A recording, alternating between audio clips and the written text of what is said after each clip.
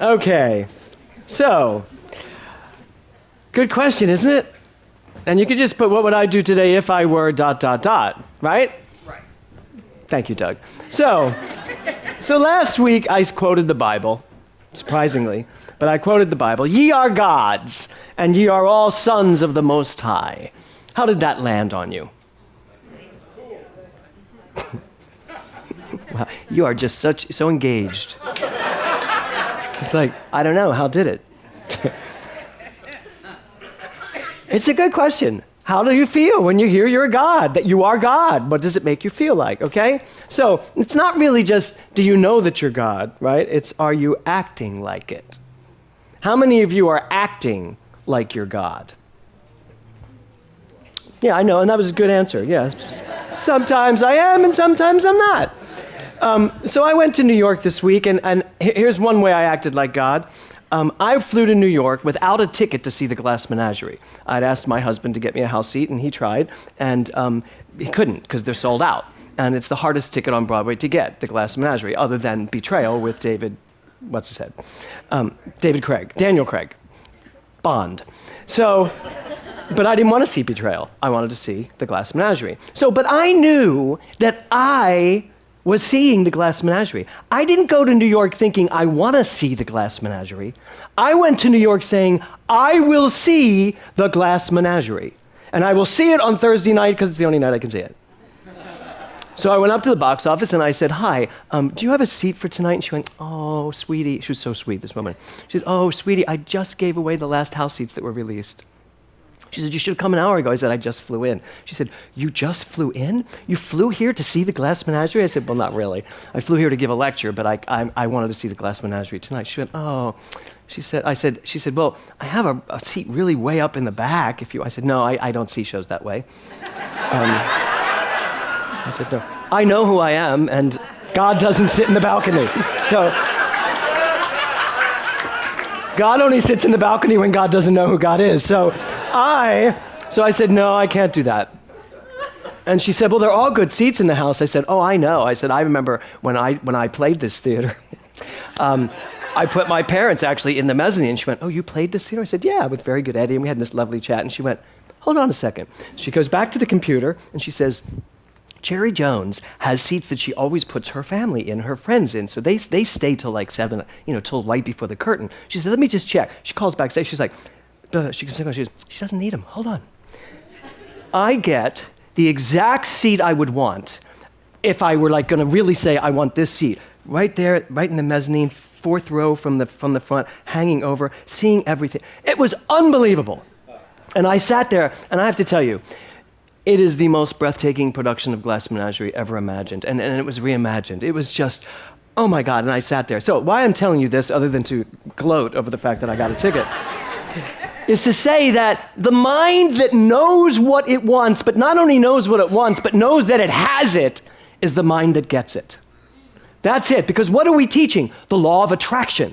You attract what you are equal to. Most people are equal to, I'm not sure. I'm not certain. Most people are equal to, I hope, maybe, well, possibly, could be, who knows, there's something to any day, So, I'll sing them all before the day's over. So when I say, are you acting like God, I mean, are you using your mind in a way that you know what you want, and it's not a question of whether or not it's yours. It's who you are. So, this week was very interesting for me in New York because in the past few years, I moved out. I moved from New York 17 years ago. How old's Gareth Klein? 18 years ago.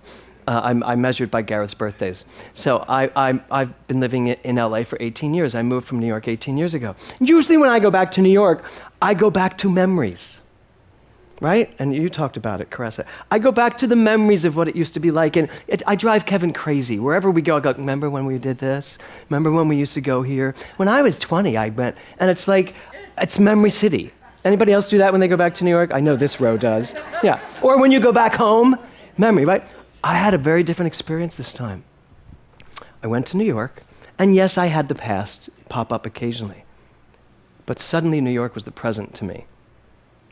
And I just have to tell you that that's monumental. To be standing somewhere where you don't live, where you used to live, not be caught up in the memory of it, but to say, no, I'm here now, in the present moment. This is my city. I get to be here and find out what today has to offer me. I'm not going to spend my life thinking about what yesterday did. I'm going to stand here and think about today. And here's what's funny about that.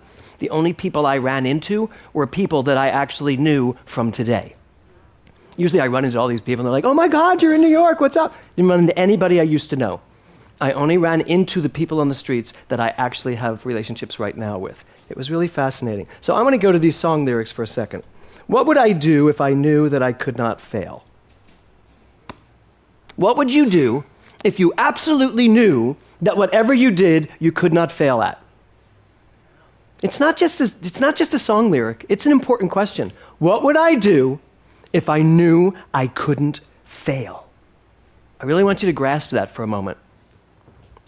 If I knew I could not fail, then would you do things differently? Would you try things that you're not trying now? Would you go after dreams that you may have had before that you think are washed up, don't have any play now? What would you do if you knew you couldn't fail with whatever you did? And one of the lyrics is, I'd never lose faith, even when I'd lose my way. Don't you find sometimes that you go into something and you have all this faith and I am God and I'm going to do this. And then the world says, yeah, no, you're not. That's not going to happen. And you're like, oh, darn. Let me try this. I am God. I'm going to do this. And then you leave that over there because somehow something actually superseded, trumped the I am God. It's just an identity crisis. Oh, that's all it is.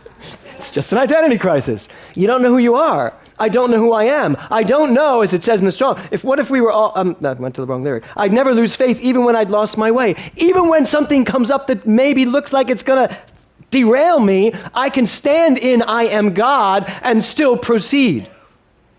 Not today. Oh, all the house seats are gone. Not today, they're not.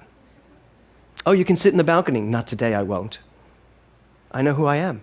And I got to tell you, it never occurred to me that I wasn't seeing the Glass Menagerie. Did it, Kev?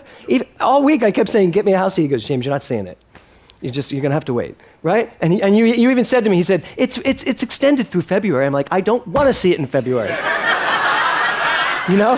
So it's like, I mean, I can be that way. I can be very impetuously spiritual. No. I want it my way, right, Doug? We share that.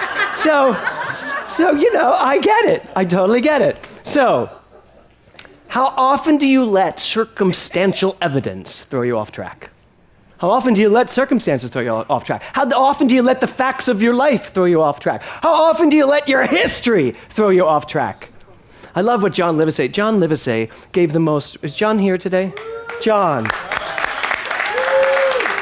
For those of you that missed John's talk on Wednesday, oh my God, it was great. We did record it. We're going to put it somewhere online. We'll put it on our website. Paulette, there we go. Put it on our website. It was just remarkable. But I loved, he talked about this balloon image, and he had said to me recently, he said, James, you're like a hot air balloon. And when he first said it, I was like, excuse me? I'm full of hot air? What are you saying to me? He said, no, you're like a hot air balloon, but you've got all these bags of all the stuff hanging on you, and you're not going to fly until you start cutting off those sandbags, whatever those things are that you need to let go of. He said, everyone is like a hot air balloon, and the only way we fly is to get rid of all those things that are telling us we can't fly. So what would I do if I knew I was God? What if and I love this lyric, what if we're all meant to do what we secretly dream? Now, my first question is, why the secret? Why do we secretly dream? Why do you think we secretly dream? Because we're afraid that it's never going to happen. Now, a lot of people tell you all their dreams because they're also afraid it's never going to happen. At least this way we can all share it together. Do you ever have that? Where you just throw out the ideas because you're just hoping one of them sticks and people are going to actually build you up to make them happen? And most of the time they don't. Most of the time they tell you what they really think because you've asked them to by telling them your dream. But the idea of secret, having a secret dream that you don't follow up on, that you don't move ahead on. What are your dreams? What is sitting in your heart today, right here in this room, that you know is yours to do, but something is stopping you from doing it. First, you have to know what that is. But I'm going to, yes, first you have to know what that, no. First, you have to know who you are. Then you have to know what that is. But most of us, we know what it is, but we don't know who we are, so we're like stuck here because we really don't know who we are. So even though we know what it is, we don't feel we have what it takes to make it happen. So, what would you ask if you knew that you could have anything? What would you ask if you knew that you could have anything? If you knew that you could have absolutely anything you asked for, that's why those genie in a bottle movies are always so exciting, isn't it? Wouldn't you just love to have a genie in a bottle that every time you got 3 wishes, and that one of the wishes could be that I have infinite wishes, because that trick, I never liked that part of it. What would you do if you literally knew that you could have anything you asked for? What would you ask for? What would you do? What step, and I love this, what step would I take today if I were a rich man? Diddle, deedle, deedle, diddle, diddle, diddle, diddle, dum. What would you do if you were trapped inside Fiddler on a Roof? What would you do? Now here's the thing about Tevye. So the question is, so Tevye's singing, if I were a rich man, it's like, okay, Tevye, what would you do? And then he tells us, I would do this, and I would do that, and I'd have a big house, and I'd have all these things, and my wife would shut up. I would have all this stuff. I mean, that's what he sings about. But he's singing it to God, outside of himself. He's singing it to a deity. He's singing it to something out there that either will or will not give it to him, and as Tevye knows, most likely it's not coming, because he says that to God. Why? What's the deal? You know, but he's telling God, this is what all the things I would do. Well, let me tell you, I think a lot of us are still living in Tevye's shoes. Even though we sit here saying, I am God. I know that I am God. I know that God lives in me. I know there's no outside deity. I know that. But you know what? If we really knew I am God to the extent that I spoke my word and it happened, we would stop playing Tevye's song over and over and over and over again of the if I were. We would just say, I am, and then there it goes. I think we need to move from if I were to I am. And that's our journey, isn't it? To move away from the if I could, if I were, if I had, if maybe this, to I am. So Tony Robbins says this, success comes from taking the initiative and following up, persisting, eloquently expressing the depth of your love. Tony Robbins. Success comes from eloquently expressing the depth of your love. And he says, taking initiative, not just dreaming that someday. Do you know what someday creates? A life of someday. How many of us are still possibly doing that? Someday I will. Someday I will do this. Someday this is going to happen. No, it's not. Because someday always stays someday. The future always stays the future until you actually, in the present, act with initiative and say, someday is today. And the past does the same thing. You know, standing in New York, I can honestly say to you, I texted Kevin at intermission of Glass Menagerie. I was so blown away by what I saw on that stage. But what I saw on that stage, and this is not ego speaking, the edging God out ego, this is the ego speaking of entertaining God only. What I saw on that stage, I knew I was equal to. And I said to myself, I'm not done. I am not done in this business. And it doesn't mean I'm not done in this business and I'm no longer a minister. It means my ministry is everything I do. And I texted him at intermission and I said, wow, I'm not done. I'm not done. I don't know what he thought when he got that. What does that mean? Was he thinking we were done? Wow. I know you didn't think that. So where's your someday that you can possibly now grab and take it into today? Where is that thing that you think someday is going to happen? Because guess what? Today is the day. When is it going to be today for you? When is it going to be time? When is it going to be I am followed by here's what it is? When's the answer? So this month is remember who you are. Tony Robbins said, you need to eloquently express love to be a success. But for you to eloquently express love, you have to first know that you are love. How can you express what you're not? So you have to first really get it. You are love. You are creativity. You are light. You are power. You are passion. You are success. You are creativity. You are all of the excitement that the universe has to offer right here inside of you, because it's not just you. It's all of it. We are all of it. I'm not just little Jimmy Mellon. Someone called me that this weekend. I was like, oh, Jimmy Mellon. Okay, but I'm still Jimmy Mellon. But Jimmy Mellon became Jim Mellon. And then Jim Mellon became James Mellon. And now James Mellon's going to become Jacques. I don't know. So I was like, what's next? What would be after James? Sir James. There you go. Sir James. It doesn't matter. It's what? Doctor. Yeah, doctor, yeah. All of it. It's all of it, right? So, where are you expressing yourself in life in that way? Where are you standing in your life so clearly that everything just falls into place? I felt like this whole weekend just fell into place. My flights were easy. Everything was just easy. Everything just fell into place. And I know it's because I started with the mindset of, this is going to be a fabulous trip. And I loved teaching. I loved teaching at Unity. I loved teaching the concept of I am God to people who are still really working on this idea of oneness. I love it. And I love the challenge that it brings up. And it was such an incredible classroom. It was such an incredible time. This whole week, my Monday night Science of Mind 300 class was so exciting. Wednesday night in Step It Up was so exciting. The whole week, it's just like, do I feel excited to you? Because it is. My life is exciting. And here's the thing. That doesn't mean I'm done, and it doesn't mean that I've reached a plateau. I got to tell you, if I did have a ceiling, I am now standing on it because it's now my floor.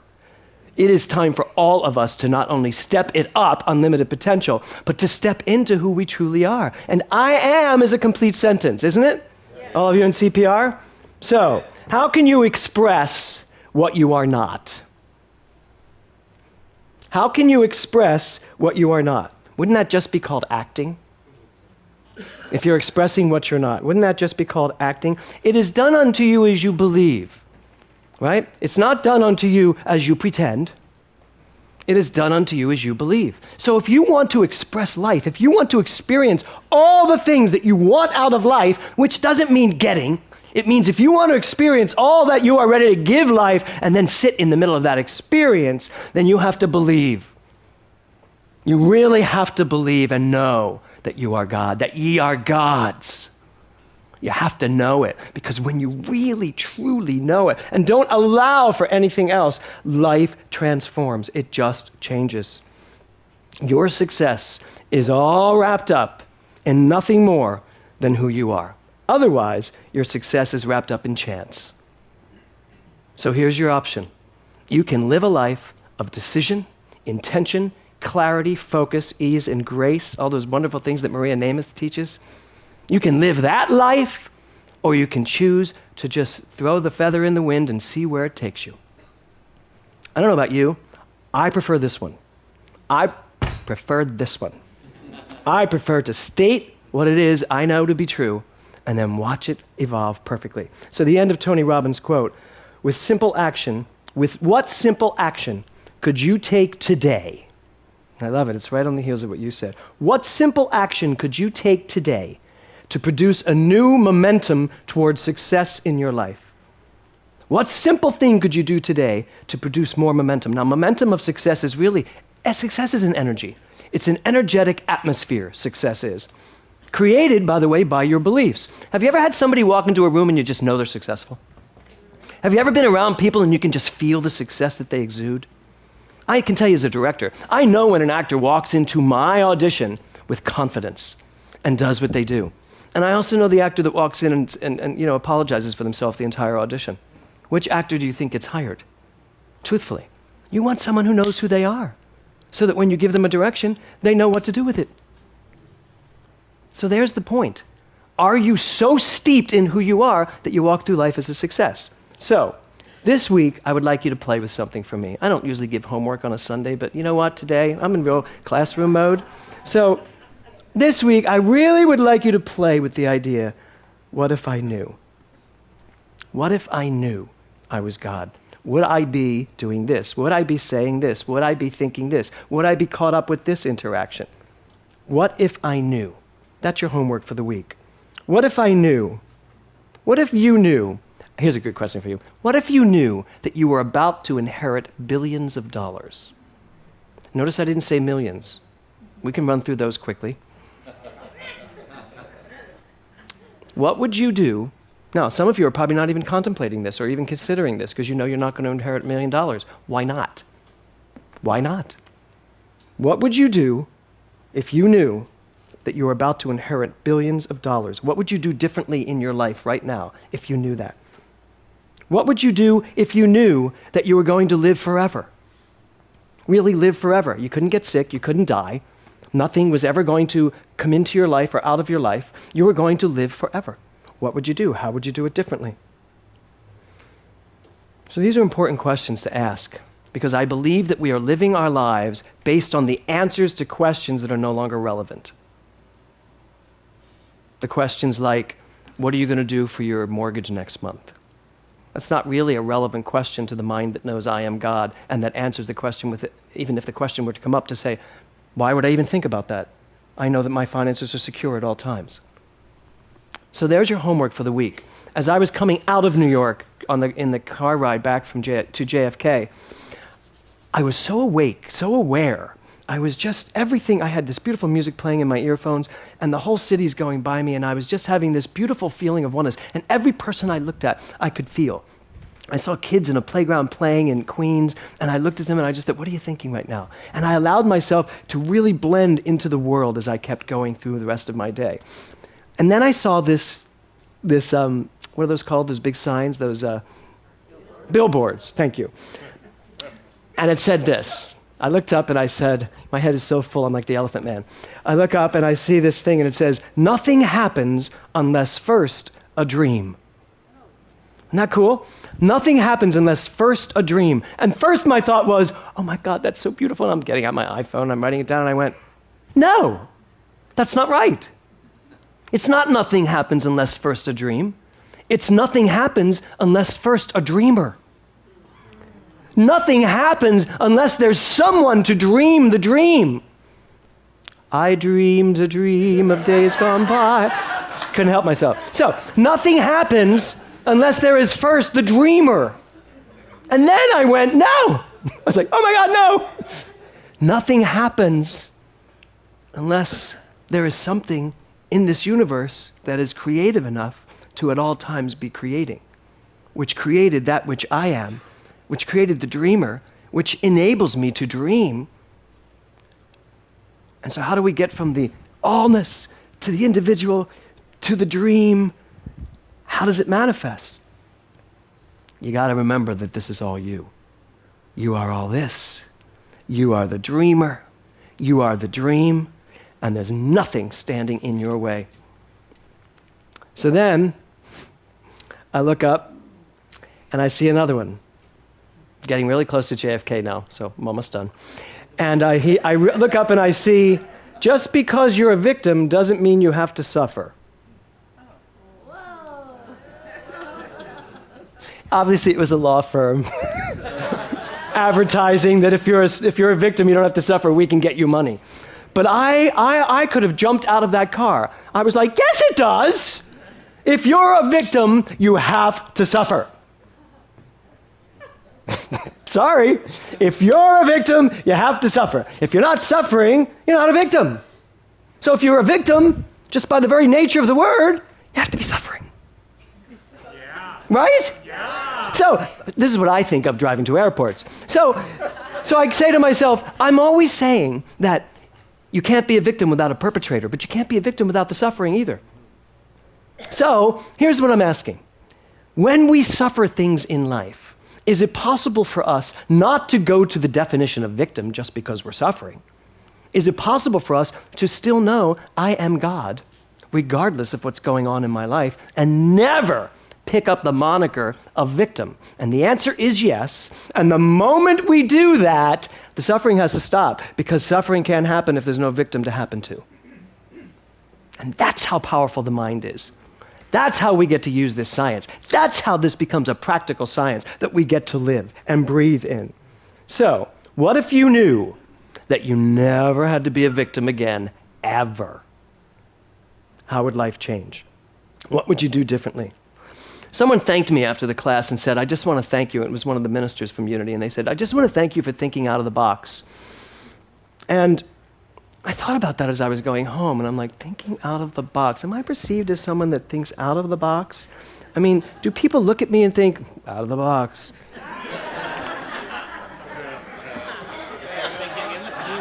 Wow, how quickly they turn.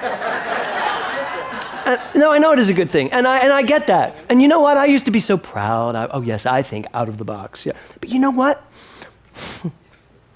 I have a new idea for this out of the box thing. I want to be the person that makes the box so big that no one can ever be out of it. I want to be the person that makes this teaching so expansive, so understandable, so perfectly realizable, if that's even a word. I want to make this teaching so user-friendly that the box becomes so big, everyone is in it, no matter what teaching they're in, no matter what path they're in. We are all in the same box. And so big, so in fact, that the walls of the box are gone, and there is no box. And that's where my mind is now. That's where I see us all going. Where oneness really shows up and we get who we are in such a profound way that we can say to ourselves, what if I, and we stop in our tracks and say, no, there's no what if. All there is I am. So I want you to really pay attention this week. What if I knew I was God? Find out what this week is like for you. Please don't go unconscious this week. You know what I'm talking about. Don't go unconscious, or you just go on rote, on habit. You live your life based on everything you have done in the past. It's not so exciting. Try something new. I'd like to close with a quote by Rumi. He says, "The breeze at dawn has secrets to tell you. Don't go back to sleep. You must ask for what you really want. Don't go back to sleep. People are going back and forth across the doors where the two worlds touch. The door is round and open. Don't go back to sleep. Across the doors where the two worlds touch. As you cross from one door to the next, I imagine you will hear these words, you are God. And then when you hear those words, you are God, I would like you to hear me in the back of those words saying, now act accordingly. There's your charge for the week. You are God. Now act accordingly. Namaste. Thank you. Thank you. Thank you.